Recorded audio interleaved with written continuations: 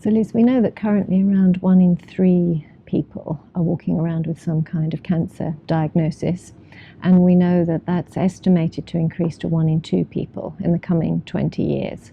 What sort of implications does that have as making cancer a workplace issue?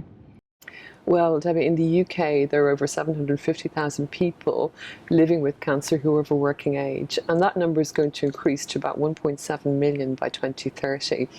And every year, Macmillan does a survey of people living with cancer who are of a working age, and every year we get a stat of between 80 to 83% of employees saying that work is important to them, but they want to be able to return when they're ready and able to do so.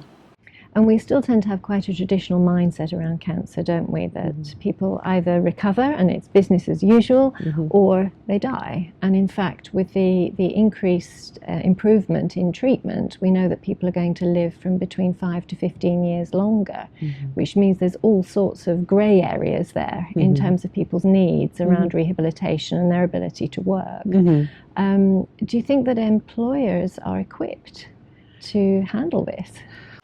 Well, employers are saying to us that they're not very well equipped to support people with cancer in the workplace. In some research we did a number of years ago, they said that cancer isn't their number one sickness absence issue. Mental health, musculoskeletal issues are. However, line managers have a very emotional reaction to cancer and don't know what to do or where to go for support.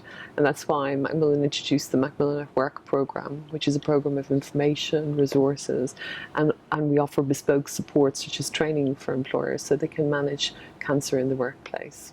So it's not just about helping organisations to have a very explicit and concrete rehabilitation strategy around cancer. It's also about giving them the tools and techniques to be able to open a dialogue with individuals. Absolutely.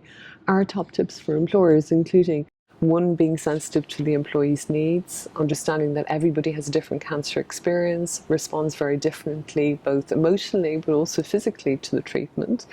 Secondly, respecting the right to privacy for the individual, having a conversation with them about how they'd like the news about their cancer diagnosis to be discussed with other colleagues, other employees.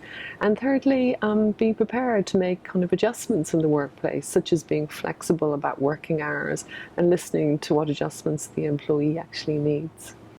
And there's the obvious business benefit for employers around retaining competence within the organisation. But there's also the issue of loyalty. If an individual has gone through what is really a very traumatic experience for them and their families, there's going to be an increased loyalty for any employer who has helped them through that situation, isn't there? Absolutely. Well, there are benefits to the business in terms of employee engagement, but also in terms of improving morale for other colleagues who see their colleague being supported during their cancer treatment. And there are costs as well, costs to retention and training for employees. CIPD estimates a cost of about £4,000 to recruit and train a new employee.